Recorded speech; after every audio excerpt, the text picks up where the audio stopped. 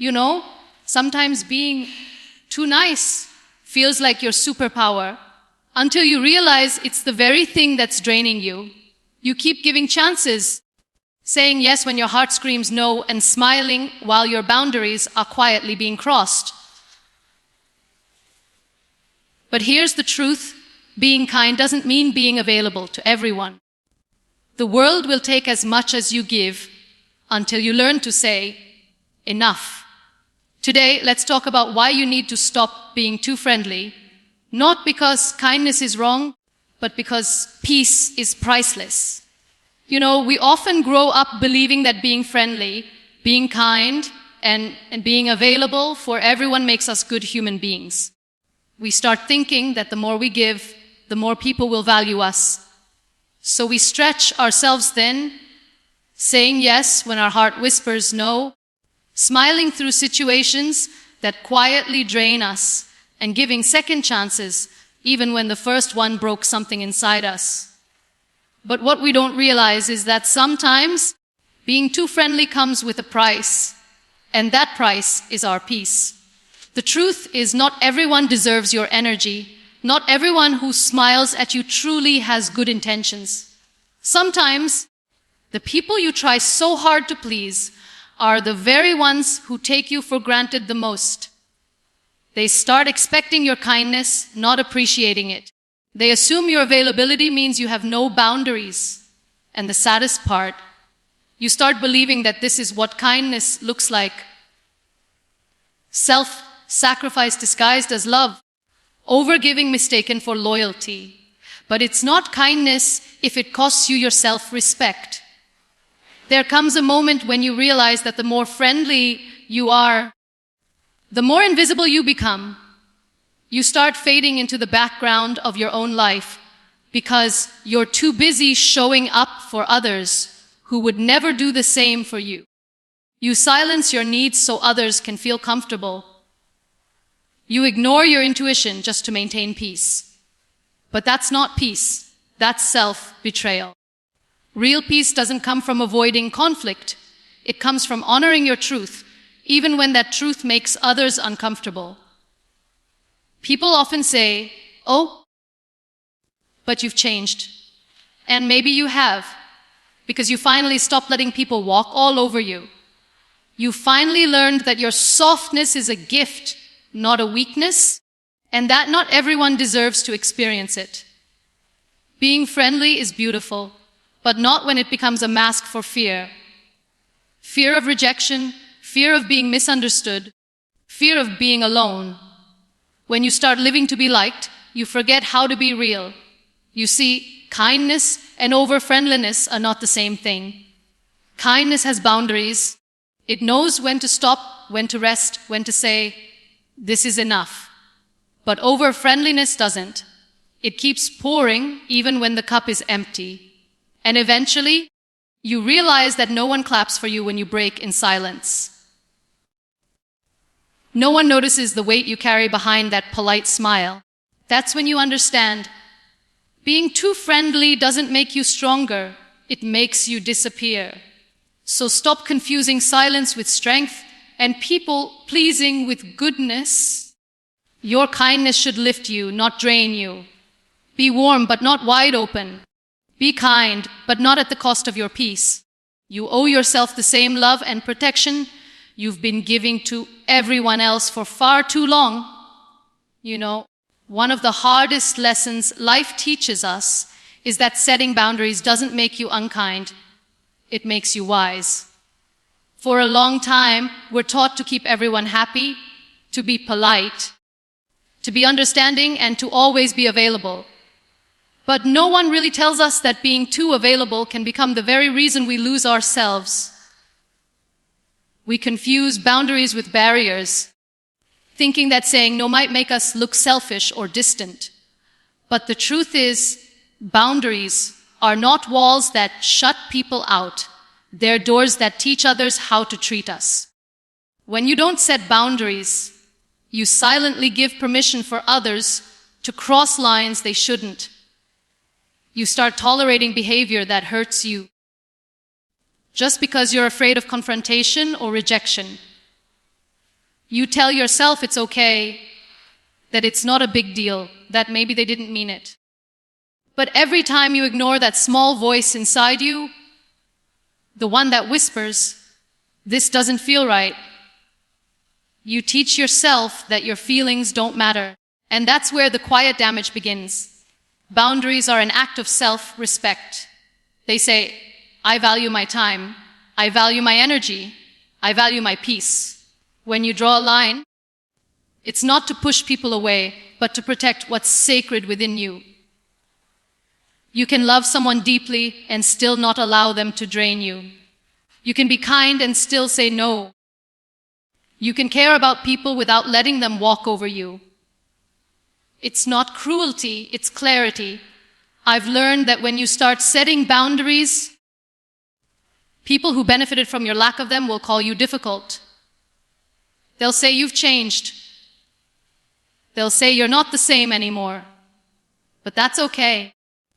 You're not supposed to be the same.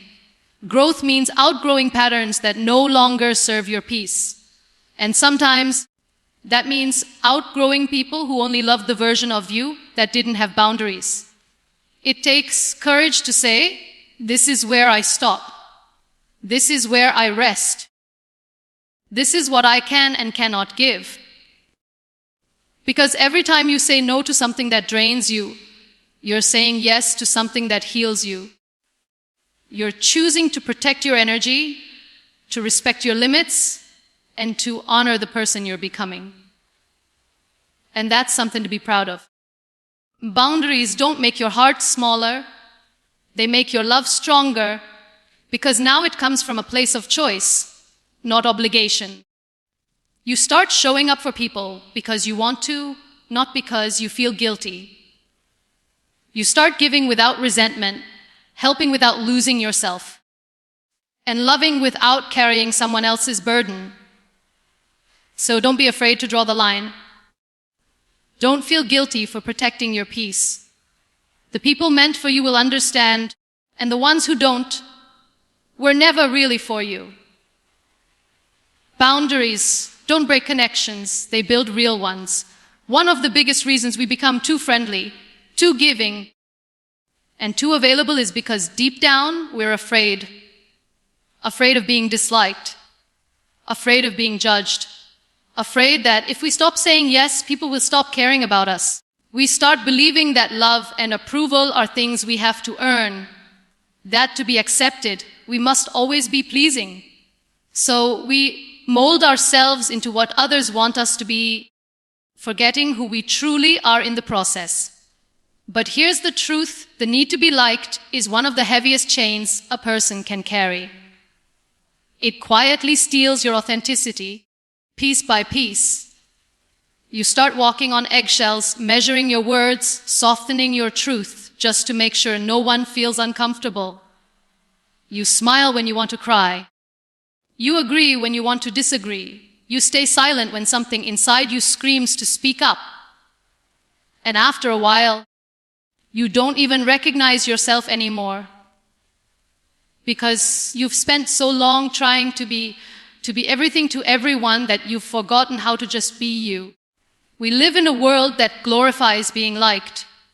We measure our worth by how many people approve of us, how many stay, how many compliment us, how many never get upset with us. But no one talks about how exhausting it is to constantly perform kindness just to keep people happy.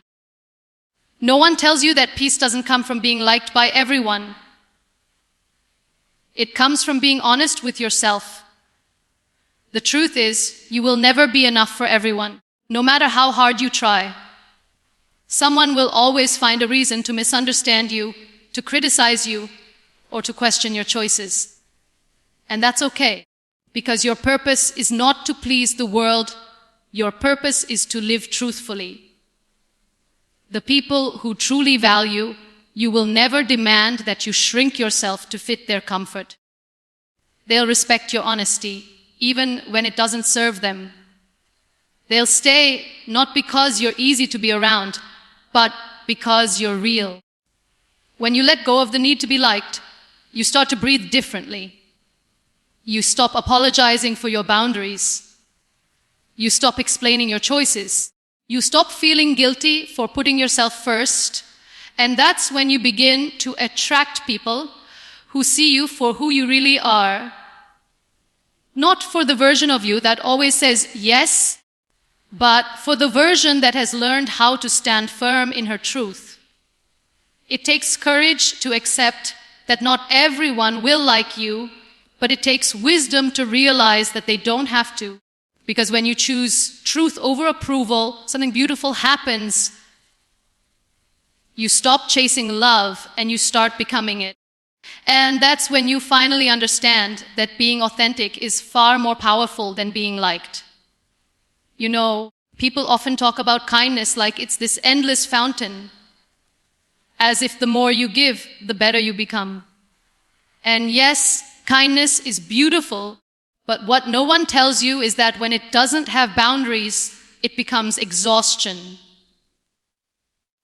When you keep giving without pause, without reflection, without care for your own energy, you slowly run out of yourself.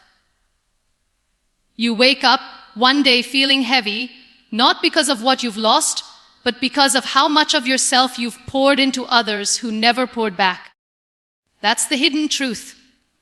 Kindness without limits doesn't heal, it drains. There's a difference between being kind and being available to everyone at all times. Being kind means you act with compassion. But being endlessly available means you've forgotten your own worth.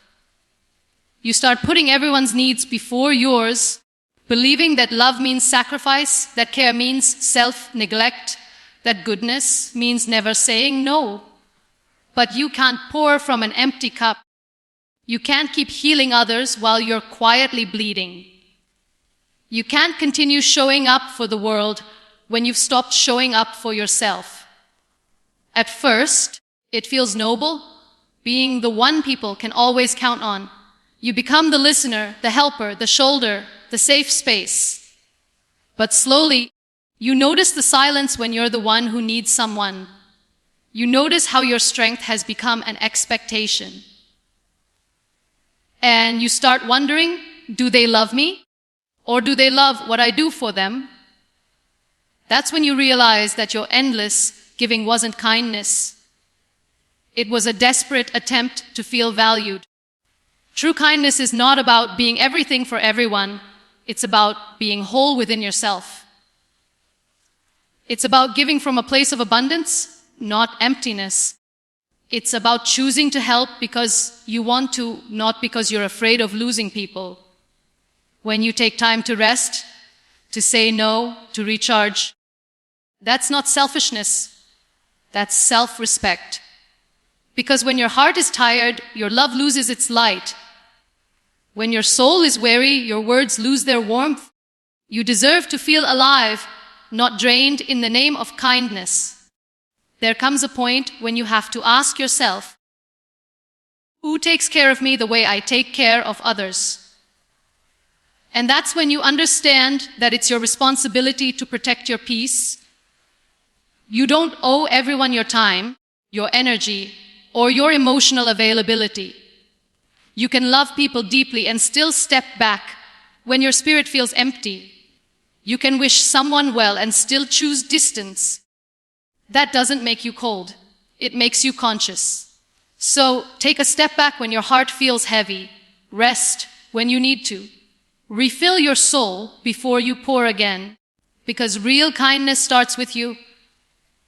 And when you learn to love yourself enough to pause, your love becomes pure, peaceful, and powerful again.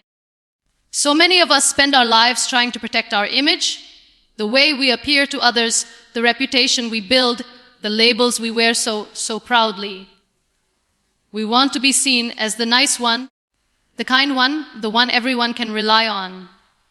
But somewhere along the way, we forget to protect something far more important: our energy. Because what's the use of being admired by the world if, deep inside, you feel empty? What's the point of being called nice?